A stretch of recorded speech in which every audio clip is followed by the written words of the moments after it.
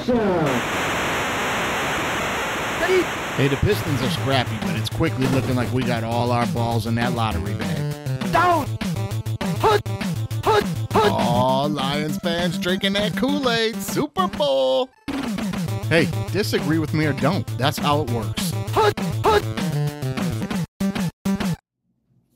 All right, everybody, welcome back to another episode of DWMOD. It's Disagree With Me or Don't. We got All Right Beck on, guys. Welcome back. Welcome back. How you guys feeling, man? You know, good. It's the time of the year where I get the extra game, and I've won back-to-back, and, you know, it's all gravy for me from here. I don't even care who wins now. You're lying. Hey, I came back into second place so far. That's pretty good based on that first week. Hella comeback, my friend. Hella comeback after that first week. I mean, climbed right out of the cellar, right up into second place right now. You and I are tied at 32. Epic collapse by me and my Lions. Andy's got it locked up already, man. He's got 41 points right now. We can't catch him. If he gets 0 and we go 6s, we still can't catch him. So congratulations, repeat champ, Andy. We'll give it. Super Bowl should count double, though, right? All right. So we could go 12. Right? It would make it interesting. Well, you know what? Well, let's bring that up in the off-season meetings. We may need to do that for next year. You know what I mean? Yeah. Make it a little more, like 10 maybe. Yeah, maybe something like that. Make it a little interesting, you know? Or like, you know what we ought to bring back next year that we didn't do this year was we all gave exact score picks for the games, and if you nailed an exact score, you got a bonus 5. Now, nobody did it, but it'd be interesting. It'd be interesting. It'd be fun anyway. Well, hey, before we get to our Super Bowl picks and our finales, guys, there's a few things we got to talk about around the league. Let's do some quick hits, man.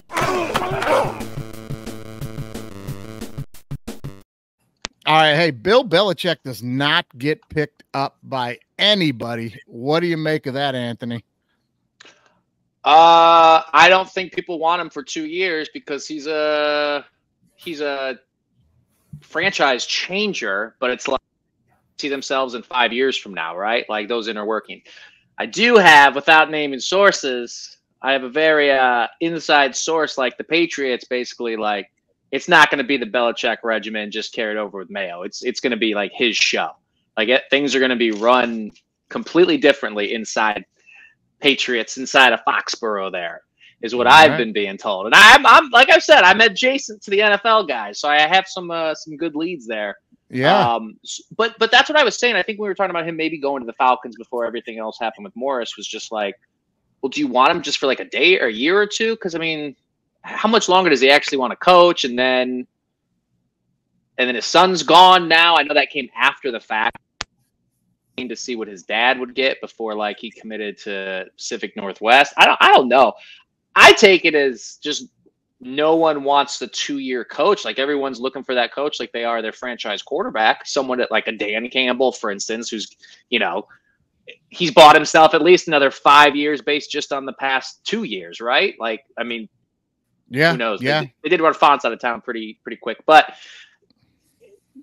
so that's my thing. If he was 10 years younger, then I don't think it would have been an issue. But he's, you know, going to be in his mid-70s or is in his mid-70s. So, and all the successful guys, the guys being brought in are all, you know, they're mid the 30s to 40s, so they can relate. It's a different type of scheme in the past couple years. Has proven that Belichick's system, and I mean, it's only going to get worse, right? Like, or however you want to word that, it's only going to get different and go. It used to be coaches, then players, and now it's, you know what I mean? Yeah. Like who runs, who's actually in charge? Exactly. So I think that came into play a lot because then it's also like he's going to bring his guys, so it's a complete gut, right? He's gonna completely gut everything, and then what? They're back to a couple years. Who knows? I mean, that's my horrible take on it, but that's what I think people were thinking about. No, it's probably true, and that anybody that's meeting with them probably has absolutely been like, Matt Patricia is not coming here. You understand that correctly? I mean, we're on the same page there. Andy, what do you think, man? You think nobody wanted him, or you think he just kind of was dipping his toe and seeing what's up? I think he probably wanted to coach for sure, but I think it was something we mentioned like a month or two ago is that it's kind of becoming it's an offensive league, right? And if you look at Belichick's last few years without Brady, you know, like his quarterbacks were not great. He never got a wide receiver. He always was trading out of that pick. Like, you know, like I talked about a month or two ago, like the Colts, for example, they hired that dude from Philly who was a good offensive coach, right? And if they hired a defensive coach, Philly would have ended up, or Indianapolis would have ended up like something like 4-13. But they hired that offensive coach, and they finished 8-9, and they look kind of fun. So I just think teams are part of it is to like, what's Belichick bringing offensively that's interesting? He's not Andy Reid, right? Like he's not that sort of dude. His defense was great for sure. And you know, the Pats can only hold up for so long. So I think that's part of it. I think the other part of it is kind of like, I think of like Michigan State college basketball with Izzo a little bit. Like that team should be good this year, for example, but they're like 13-8. And like Izzo's not really changing with the times to me. He's not like getting dudes who can shoot the three and a little more wing defenders. Like he's still kind of playing that ball that worked like 10, 15 years ago. So I think Belichick has some of that as well, right? He's still kind of playing some of that same ball. And the other that worked 10 or 15 years ago when he had Brady, right? So I think those things are going. I do think he's probably going to coach the Cowboys in a year. So I think it'll be all mute, to be honest. I don't think McCarthy's going to survive next year, no matter what. And then when he goes, it's going to be Vrabel or Belichick. And we'll see what Jerry does. So I think he'll be back. I think he's going to take a year, and he will be back. But he's old, and he's going to coach till he's 77, 78. I think he's going to coach. Yeah, I think he will. Years. I think he will. I'll tell you what, man. I'll give you this. I've been catching whiffs of this, and it makes a lot of sense to me. I'd have to agree with it. Is the Giants next year? He is a guy that is on the record. He is a Giant at heart. Loves that team, came up there, won Super Bowls under Bill Parcells, loves it. Dayball is on the fucking hot seat for this season.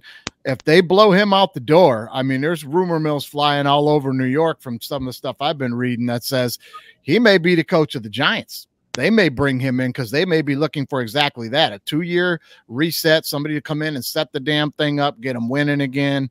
I don't know. Kind of makes a little bit of sense. I don't know what you think. I mean, if you don't have a quarterback, Belichick can't be your coach.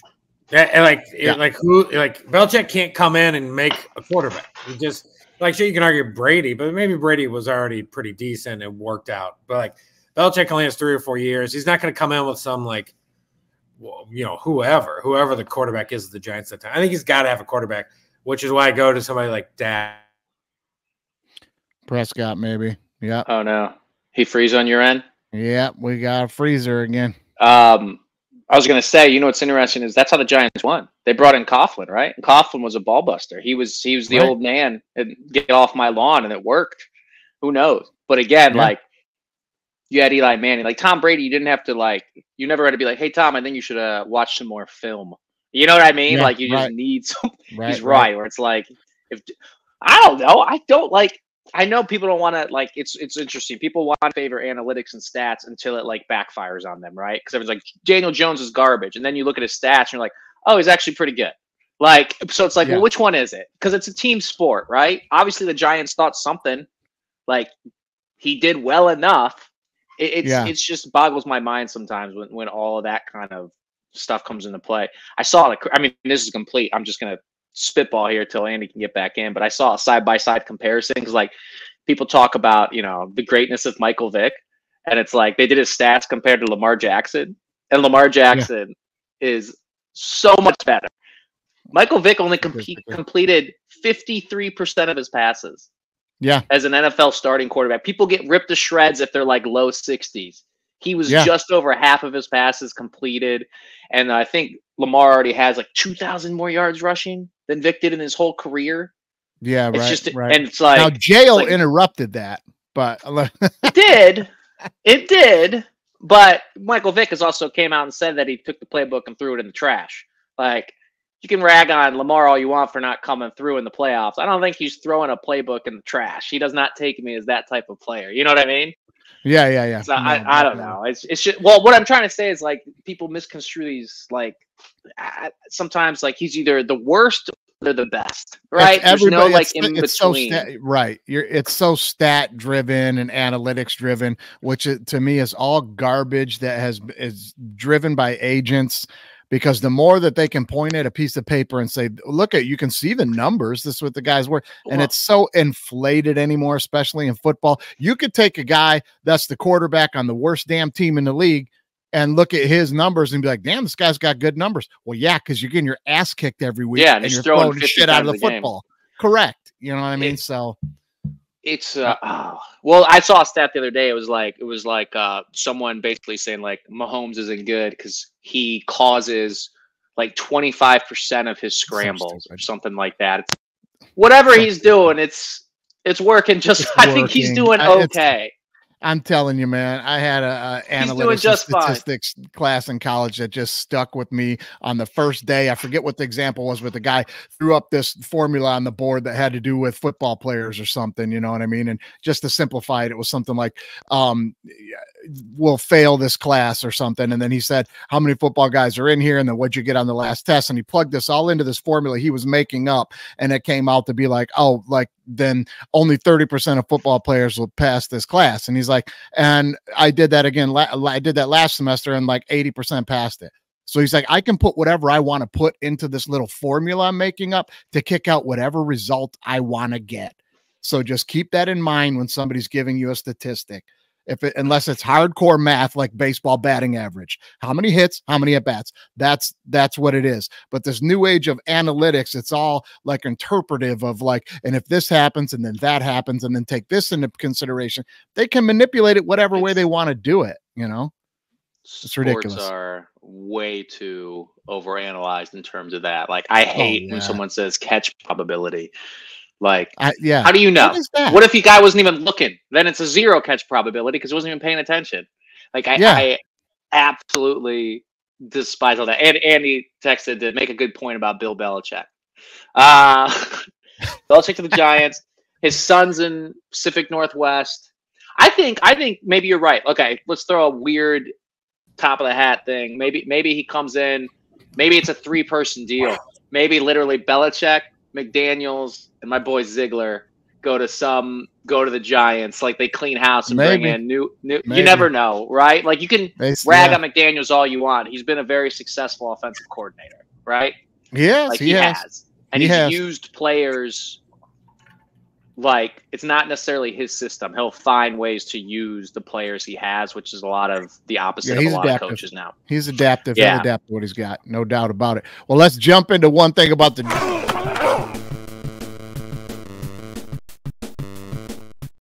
Hey, are the Bears going to take Williams or are they not going to take Williams? Everybody seems to be saying they're going to take him. The rumor mill around the Senior Bowl was their Bears are taking Williams. What do you guys think, man? I don't know. Oh, he froze up again. He froze up again. Wi-Fi loser. Well, here's the thing. I like Justin Fields maybe more than I should. I'm like romantic about him because of him and Trevor Lawrence, what they did during the COVID year. Like they single-handedly got college football basically back.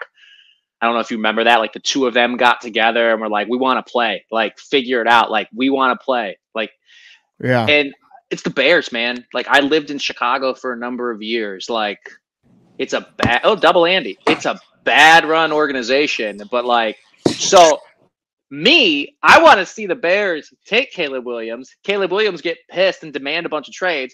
But I also want to see Justin Fields maybe go somewhere. Maybe they just trade with the Commanders, right? And he goes there and gets a fresh start with a fresh coach, something like that. Because I like Fields. And I'm not even talking about the actual play, but like Fields in college was phenomenal. So it's like if you rank him in college versus Caleb Williams in college, right? Justin Fields was phenomenal in college. Like, I mean, Caleb Williams obviously great, but it's the pros. It's a whole new game. Best prospects like Andrew Luck. It's like you still don't know. So was Ryan Lee. Like you still don't know.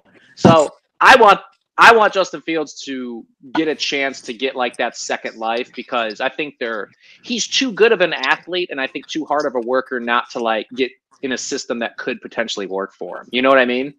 Yeah. No, I hear you, man. A new start is exactly what he needs. My whole thing, if they're going to take him or not going to take him, is simply Just decide this. already. If they're going to take him, they absolutely have to trade Fields on draft day. They can't do it before and they can't do it after. If you try to do it before, they're going to be like, well, we know what you're doing. You're trying to get rid of them. They're going to get fleeced. If they wait till after the draft, they're going to get fleeced. Their only hope to get something really good, to get the best value they can get for Fields, is on draft day, when you've got guys on the phone and you're going, hey, man, my phone's ringing. You want to do this or not? That's the only way you're going to get, to me, you're going to get the best value if you do it draft day, because guys are looking for quarterbacks. After that, you ain't getting anything, man. Andy, what do you think? Guys, I've had some Wi-Fi problems. I don't know. Yeah. Right. Oops, everybody can. God. Hang on. Sorry. We can hear you. We can hear you. Okay, good. You know, the Bear. We're talking about Bears and Caleb. You know, like they gotta make the decision before draft day. In my opinion, they gotta trade. They gotta trade you before draft day, or before we're talking about Fields. They got to trade Fields before draft day for sure. Because once they draft Caleb, it's over. Now, I will argue that Washington's going to make a run at him, right? They got Kingsbury, who knows Caleb Williams. I would be interested, if I'm the Bears, trading from 1 to 2 for sure. I would do that if I'm not going to take Caleb, and then take Marvin Harrison Jr. and then I would keep Fields. Okay. Yep. Yeah, I mean, I think they'd be stupid to pass on Marvin Harrison. Personally, for me, that's the big draft day move that I think should be done. Is the Chargers swap spots with New England at 3 to take Marvin Harrison before Arizona can take him. He's the best player in the draft, and he's going to drop to the 4th pick to Arizona. I mean, if you're New England, why not move back 2 spots to acquire more stuff? You're still going to get the quarterback you wanted at 3 at number 5. Right? Why not do that? I don't know. I know you had a question about, or we got into what team should draft someone or something like that. A draft question. Yeah. That's kind of playing into what I think in mind, which is, I think what New England should do, by the way, is trade a second for Fields and draft Harrison at 3. Okay. So just do that. You get the best player, then you get a quarterback. You got him for 1 year, and if you like what you got, you pay him, and if you don't, you let him go. It's not a bad move at all. I would do that in a heartbeat if I was New England. Why not? Right. Yeah, I think it's a good move. And then you maybe get him a little less, or I don't know what Fields is going to want, but something in that area. But I do think the Bears should draft Caleb Williams. Do I think they will? It's hard to say. I don't know. I'll give you this little nugget that I love. The last time the Bears had 2 first-round picks, guys, they took Michael Haynes and Rex Grossman. So let's keep that going, Bears. Let's keep that moving. Love that energy. Super Bowl participant, Rex Grossman. Is that who you're talking about? Yeah, that's the guy. That's the guy. I mean, this energy, Bears. If they're dealing, I think Fields, if they trade him, I think it's a win-win for everybody. You know, yeah, right. Bears can take Caleb. Like, what if I'm just looking at like the draft? It's like, what about the Vikings? They're at 11. Like, somehow work out like they're number 1. You know what I mean? Division, like, I don't think they'll do it. Right. They're not in the division. Well, why not? If they think he's garbage, because if he bites you in the ass, you're all fired. You know what I mean? It's like I don't know if people think about that as much as like the fans do, right? I don't know. You never see it happen much. You don't. I don't know, man. I don't know. It's one of those things where you don't want it to come back to haunt you. He's got that motivation. You got to play him 2 games. You got they tend not to do it. Favre. You ever heard of Brett Favre? He did. Yeah. Well, I think he did that as a free agent. Didn't he go to the Jets first and then he signed with the Vikings, I think. Right. But right. I don't know. Sometimes they just don't tend to do it. I don't know. I don't know how to see that happening, but he'd be a good fit there. Ain't no doubt about that. He indoors. That's what I'm saying. Like, get him out of the cold for half the season. I will say this. I was 100% right last year before the draft when I said the Bears should have traded Justin Fields last year before the draft, because they would have gotten more for him last year than they're going to get this year. They would have gotten more for him last year than they're going to get this year, and they'd be in a better spot. But anyway, maybe he looked good on that Thursday night though, when he threw for when what's his face had like 300 yards receiving more. Yeah, like went off. But if they would have traded him last year, they could have just picked Stroud. and they could have got picks for Fields. But that's all in hindsight there. But they're stuck with him, and now they want to get rid of him now. You should have just pulled the trigger last year.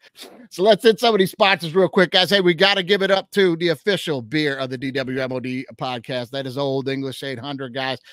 You have got to get yourself a brass monkey for that tailgate, man, especially on the West Coast, Andy. You're going to be up early. Orange juice and Old E, and just have yourself a nice, chill day watching football, man, right? Oh, I mean, it sounds great. It would start. Just going to be a long day. It's going to be a long, great day. It's going to be it's going to be a great day, man. And then, and as always, let's give it up there. Let's give it up to the rustbeltclub.com. You guys got to get over there. Check it out, man. Softest, most comfortable shirts you're ever wear. They got great stuff over there. They got cool shirts. You're wearing them out. People are going to get at you, man. Where's that place? What is that all about? And I tell you what, our main man, Gordon Butterfeld, is about to tell us exactly about it right now and what just happened. What just happened? What just happened is brought to you by the rustbeltclub.com. They make the most comfortable clothes you ever wore, and they're guaranteed to be the most conversational. Put on your Rust Belt gear, and people are guaranteed to get inquisitive. Is that Tom Brady's joint? Where can I grab them cakes? Who won that game? Oh, good morning, counselor. Is that a tooth beer or two? I know that guy. Ho, that's a haunted water park. Abracadabra. And that's the rustbeltclub.com. It's for folks with an inquired taste. It's always a game of chance on the giant water slide, but Janet Kopoklowski's ready to see what turns up on the river. And take off. Oh, she's too stiff. That's a bad idea. Fusion surgery. Oh, my. Let's take another look and see where she destroys vertebrae C4 and 5 and 6 and 7. She's sky high and looks like she died 5 days ago. Rigor mortis. Oh, my. Her back's as red as a beet. What just happened? I don't know. Anyways, let's get into one more thing here, fellas, on Quick Hits.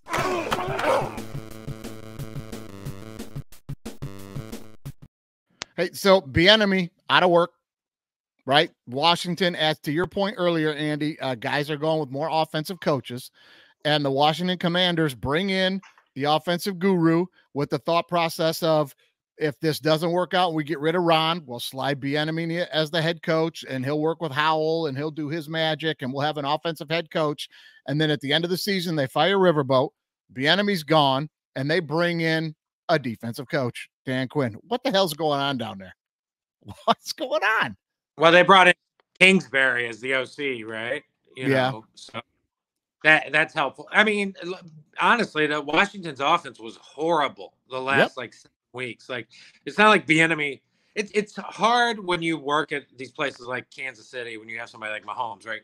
Like, you know, like, who's the OC of the Chiefs this year? It's Matt Nagy. Do you remember Matt Nagy? He used to coach the Bears, and he was a horrible coach. Like, it's not, and the Chiefs' offense has been fine, bad to fine, down but bad, bad to fine, and it's kind of catching up here in the playoffs. It's been a little better, but it's not been great. But nobody's like trying to give Nagy a job. It's all Andy Reid. Look, I think Bieniemy, who I thought was going to coach Washington, like, that offense was so bad. Like, Hal looked lost. They need a quarterback. You know, I would rather have Kingsbury at this point than Bieniemy. I think Bieniemy's time's just done for now. I think he's bad move, a terrible move taking that job in Washington. Said it last year. Anthony, what did you think about it? You know, Bieniemy, I mean, I'm going off hearsay, but it's like the media loves Bieniemy, like, just why Franny said, but no one in the league like backs him. Like, none of his players. No. He's a very like dictatorship guy, so none of the players really back him. And it's like that I could get in there and call some plays for Mahomes and get him to throw for 250. You know what I mean? Like, sure. It's like being a coach for LeBron in NBA. Right. Like, I'm the coach, but you're doing 99.9% of the work. But I think they're trying to set up to get one of these young quarterbacks. But Kingsbury, to me, has that Lane Kiffin feel from like 15 years ago, where he was getting every job for no reason. No one really knew why. And when he got the Cardinals job, it was like, he's like, oh yeah, players can use their cell phone. And then his whole like draft day setup where he was like trying to be like a celebrity. He's like, dude, you're an NFL football coach. Yeah. I don't know. That sat with me, but also it sat with me wrong. So who cares about that? But I like Dan Quinn. I think he's an adult in the room, and I think that's what you need for a lot. Like the successful head coaches, like have that Players respect. coach. Like, hey, Dan Campbell, hey Shanahan, hey Tomlin, Reed. Like it all goes back to them. So having Dan Quinn in there, who's already given some good sound bites. I just think that last year was they just chalked it up. It was over. Howell's not going to be their starter next year. Whoever's drafted one's going to have a hard time. But I mean, they got good weapons on offense. I mean, think about what they did to their defense. Like halfway through the season, like Chase Young, see ya. Got rid of them. Like, we'll check you out later. Like we just don't want it. I think the writing was on the wall like halfway through the year, and then I don't know. It's just Cliff Barry to me is just like I don't understand like the appeal. I guess like unless he did stuff that I know in college he got like a lot of publicity in college. Remember he ran like female coaching camps, and it was like it was almost like 20% media love, 80% coaching, another 70% coaching, 10% being a handsome young man. You know what I mean? So it's like I think he's got a lot to prove too, because he didn't prove it as a head coach very well at all. No, hot start that year, but then they being able to run the franchise, it canceled on. I mean, look at the Chiefs, or the Lions. They love Campbell. Chiefs wearing shirts with their D coordinator's name on it. Like that says so much about who those coaches are and what their players actually like respect out of them. But I don't know, Bieniemy, he'll find a job somewhere. I don't know why his name is always thrown in with like head coaching. Because you're right. I don't know either. Right. Yeah. Like I'm kind of out on the Dan Quinn hiring, by the way. I think it's a horrible hire, personally. I'm like, what? The last time we saw the Dan Quinn led defense, the Packers dropped a 50 burger on him, and he had good defense. And that he's not going to have that good of a defense in Washington. And I just don't think he's a very good coach. I think if you're in the NFC East, I think if you're like Dayball, I think you're like, I'm going to destroy Dan Quinn. And I just know it. And Sirianni is a better coach than Dan Quinn. McCarthy is the only one who could probably be like, I'm as bad a coach as Dan Quinn. I just think it's a bad hire. I don't know. I looked through that before we were going to talk about this today. I looked through their season, and every time that they got bombed, he fixed it the very next week. And in the end, like then they would go on a stretch of like 3 or 4 games of dominating on defense, and then they'd give up like 38, and then they dominate for 4 or 5 weeks again. Like he seems to be one of those guys that can figure it out on the fly pretty quickly and has a good defensive mind. I think it might have been more some of the guys in the room down there in Dallas, not all the way in. Right. So I'm on a little bit on the other side of that, because in the NFL, when you start sliding on defense, it usually doesn't get turned around that quickly. I think he's a good defensive coach. I don't know about head coach though. You might be right about that. I don't know if he's got head coach written on him. I don't know. He's gonna draft the wonderful quarterback tree from North Carolina with the Sam Howell, Mitch Trubisky, Drake May. And then his team's going to be garbage for about 2.5, 3 years. And then the Commander is going to be looking for a new coach. Yeah. Well, I'm not going to say you're going to be wrong on that at all, but I'm going to throw you something for knock it off. I'm sure you're going to have an opinion on Andy. All right, everyone, time to do me a favor and knock it off. Okay, Tony is not going to play any kind of role in this Super Bowl game for Kansas City, right? He's been out for 5 weeks. They've gotten immensely better just not having him in the room. Andy Reid is not a guy that's going to be like, go with my gut here. I think he's going to make a big play. Andy Reid strikes me as a guy that's going to be like, no, we're not fucking with it. It's a Super Bowl. Sit down, right? Maybe. I think Reid might play him. Look, you got know the history of Andy Reid, right? His sons are kind of a mess. Like he's a diehard football guy. Like these players, when there are issues, it doesn't bother Reid, right? That's not. I don't like his son got a DWI last year before the Super Bowl. Like he deals. Andy Reid kind of lives in this sort of like constant mess, and the only peace for him is on the football field. It feels like to me. So like. I think a player like Tony, who's like kind of bitching, like nobody wants Tony to play. Do I think Andy will wake up on Saturday or Sunday and say like, I am going to play Tony? Yeah, I think it's very possible. And I think we may see him out there like in some sweeps, like stuff like that. My gut he's tells done me nothing but hurt him though all year long. Every time he's been on the field, I don't think it's about him bitching, right? It's been like anytime this guy's played, he's done dumb shit and dropped a bunch of balls. We don't need it. Right. You know? Nobody, the fans don't want him to play. That's for sure. But I don't know. Andy may want him to play. I don't know. Maybe Anthony. What do you think he's going to play or what? I think you do you bring in Mahomes and Kelsey and one of your linemen and be like, do you want this guy to dress? There you go. Be honest with you. Be honest with me. And I think Mahomes is going to be like, you mean the guy that's single-handedly cost us a couple games? No, this is a Super Bowl. Yeah. I think that would happen. I think Andy Reid has that type of relationship, but it's also like, I see what Andy's saying, but it's, from my perspective, it was like, why? Like, what is the benefit? Yeah. Like, right. Is there, you have other speedy playmakers. You have, like, it's not like he brings that Tyreek element or something like that. People know his name for his mess ups, not for his. Yeah, right. I'm telling you right now, if they had that meeting you're talking about, Anthony, I guarantee Mahomes went, guys, I've looked like an asshole into the media one time in my career, one time ever. And it was because that dick had lined up egregiously offsides on offense. No, I don't want him in the room at all. That's what I think, man. I mean, also the difference is Mahomes, like, he's not throwing the ball to all the dudes in the playoffs. He's throwing the ball to 2 dudes, right? Yeah. So, like this is why I think Tony possibly plays. Like, Mahomes just be like, yeah, sure, play him. Like, just send him deep. I'm not throwing it to him. Like, move a guy way deep. Let him run down the field. I don't care. Yeah. Right? I'm only throwing it to Rice or Kelsey. That's it. Every time they're in the huddle, every time they're in the huddle, he's like, gives out the whole play, and then Tony's like, hey, what do I do, man? He goes, oh, you go long. Just end zone.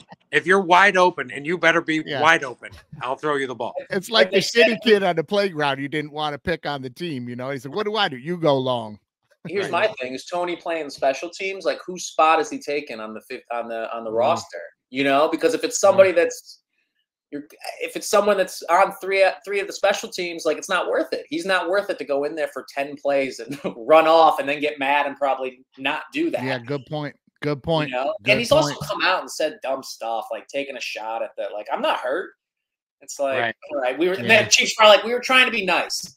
You know, healthy scratch. You know, we didn't want to say that, which is basically like, you're not good enough anymore. Right. And then you come out and say something like that. Yeah, that's the spot I think he takes, though. By the way, I think he takes CEH's spot. You remember Clyde Edwards-Helaire last year was a healthy scratch in the Super Bowl. McKinnon's coming back. McKinnon's going to play. Pacheco's going to play. Healthy scratch, CEH. Then you put in Tony. I think they got to go with 3 backs, though, right? Maybe they'll have another dude. They can just start running Tony on the backfield. Like, now you got him getting the ball every other play. This is going off the rails for you. No, I think he's going to play. I do think he's going to play. All right. Well, we'll see, man. We'll see. I hope not, though. As a fan, please don't play. Right. That's what I'm saying, man. All right, everyone. Time to do me a favor and knock it off.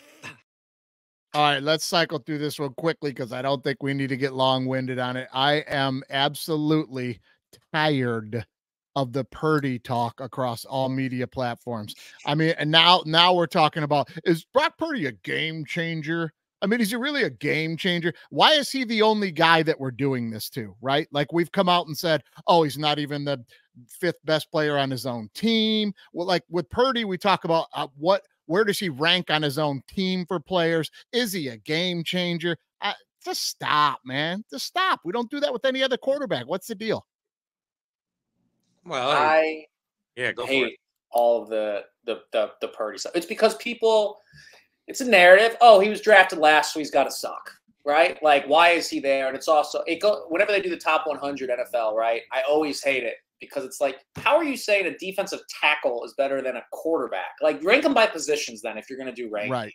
Like, Purdy's the best quarterback on his team, and I always hate, like, a quarterback is a game manager. Mahomes in the playoffs has been a game manager. No one's ever said anything. Like, was it 2 weeks ago or 3 weeks ago when he only threw the ball 20 times, right? If Purdy throws the ball 20 times, it's because he sucks. If Mahomes does it, it's because it's the best thing for the team. And they did all these, like, because they're like, oh, his defense is carrying him. It's like the Chiefs have the best defense, like, in the playoff run, like, in the past, like, 10 years or something like that. But again, you're never going to hear that. So no.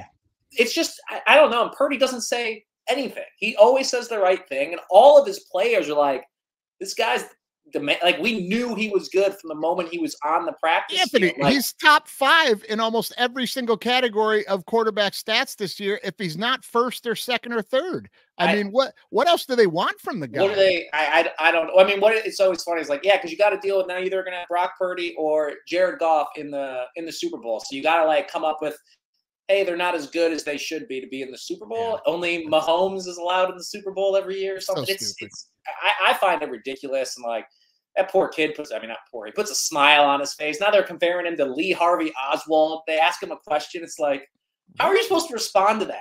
Like, if you laugh it off. Super Bowl dumb shit, man. I went off on it for 30 minutes on Monday's episode. Andy, what do you make about it? I mean, he's fine. Look, I was riding the Brock Purdy train last year pretty heavy. Yeah. Like, he should have lost to Green Bay because he was bad. He should have lost to Detroit because he was bad. Like, would you, if you're right now the same team, I'll let everybody decide, would you rather play Baker or Purdy with the 49ers? Oh, I would rather play Baker. I don't want to play Purdy. That's what I think. Like, if we're gonna list like Purdy's like he's like 15th. He's fine, right? He's like I think it's fair to be like he's just fine. Like it's okay them being fine. That's not what they say. They never just say he's fine. They're always like, no, he's not good. He's not as good. No, he's not good. And he's not a game changer. And I said, well, I think I remember last year in the NFC Championship game when he got knocked out, it changed the damn game. You know what I mean? I'm like, any starting quarterback gets knocked out, it changes the game. You know? Like, but still, nobody has an awesome backup. It's just. But they're telling me you can plug in anybody and he could do what he does in that system. I'm like, that is such bullshit, man. Give the kid credit. Why? I think if Purdy goes down in the first quarter and Sam Darnold comes in, here's my thing: put a bet on Sam Darnold MVP plus 3,000, Colin Cowherd stuff, because I guarantee you, Sam Darnold could lead this Niners team to a title in one game, 100%. He could do almost the same thing Purdy's doing. I don't think so. I don't think so. I think Purdy sees it. I used to watch him all the time out here. I was like, what's the deal with this guy out of USC? You wait. Wait. When Purdy goes down and Darnold leads the Niners over the Chiefs, I'm going to be like, I can't wait to get those texts. But you're telling me, and all these pundits are telling me that Shanahan is just that brilliant of an offensive mind that you could stick any old quarterback in the league in there and he'd be number 1 in passing, number 2 in touchdowns, number 1 in completion percent. No. Yes. No. Yes. Yes. It don't work that way. Yes. Well, then we're going to see Browns had Shanahan as an OC. Sure. They didn't do anything. Browns had Belichick. It takes time. That was early Belichick. But it takes time. Like 10 years ago. It takes time. You got to make the reads. You got to deliver the ball, and he's doing it really, really well. I think they're just shitting on the kid for no reason, man. I don't know. That's what I think. He's but fine. He's not great. No, but what you're saying is more accurate. What everyone else says is like Trey Lance should have stayed and been the starter. It's like, what are you guys talking about? Stop. Nah. Well, Trey Lance, they knew was bad, right? They knew it couldn't work with him. So they got a guy that could work with, and it's Purdy. They got to get the guy that can work with them.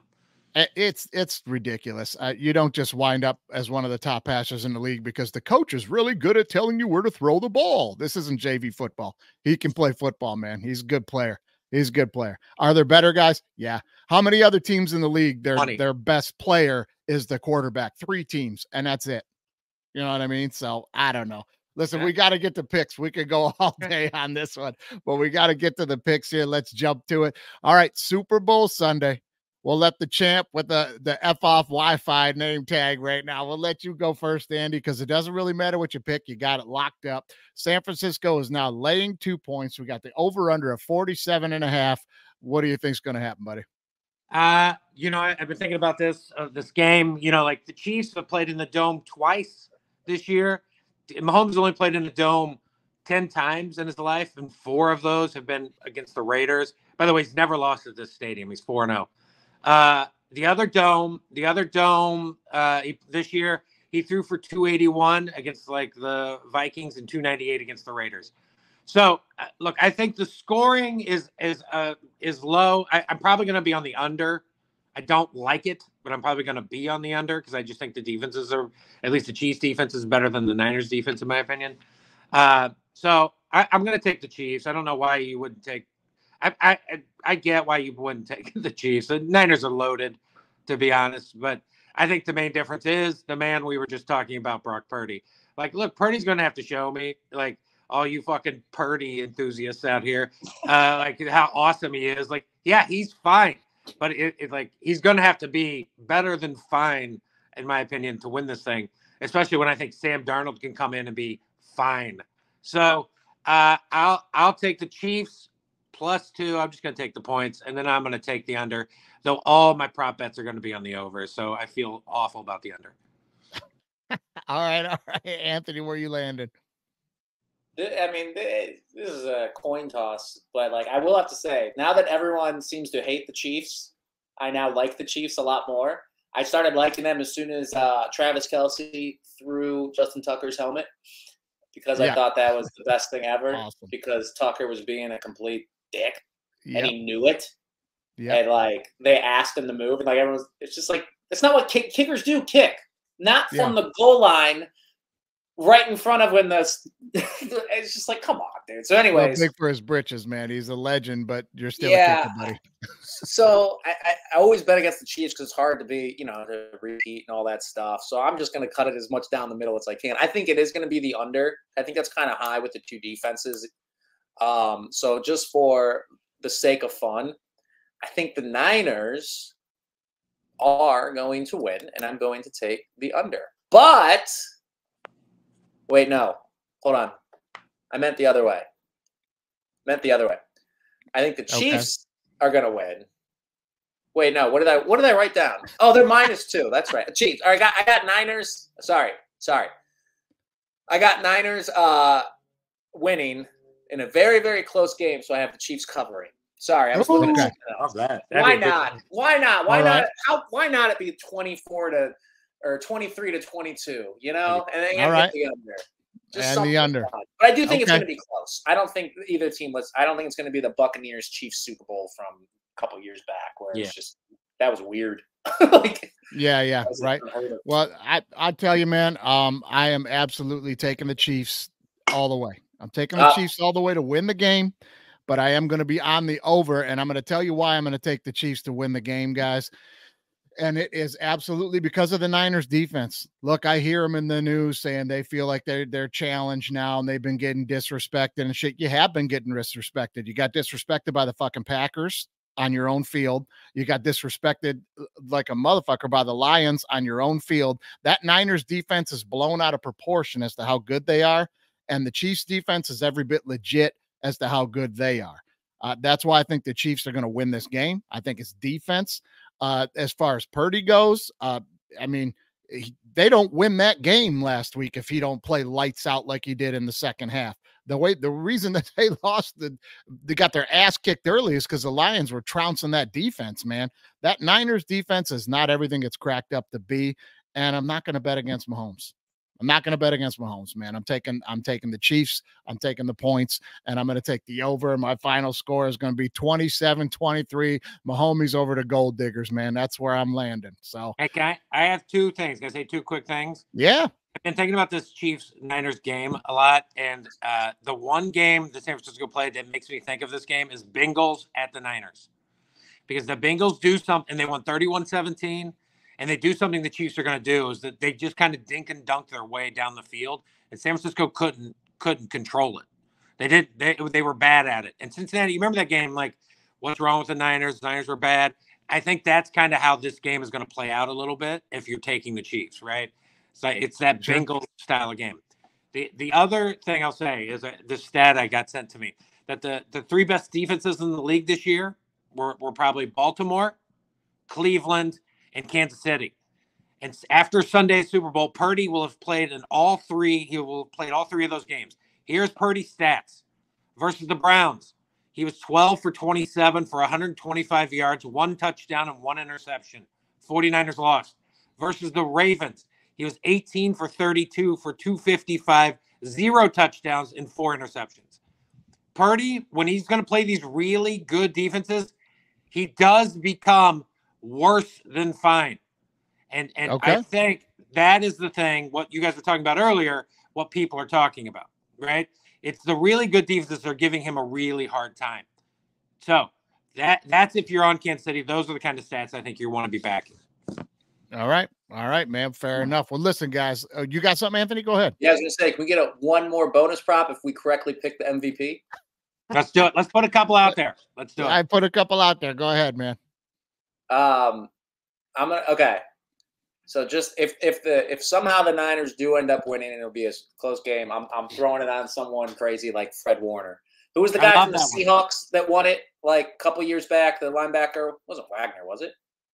Yeah, I think so. Was it Wagner? Maybe. I don't know. One of because I think the Niners have to do something like that, right? Like big pick six or like couple sack fumbles. Okay. So my dark horse for the MVP is going to be Warner.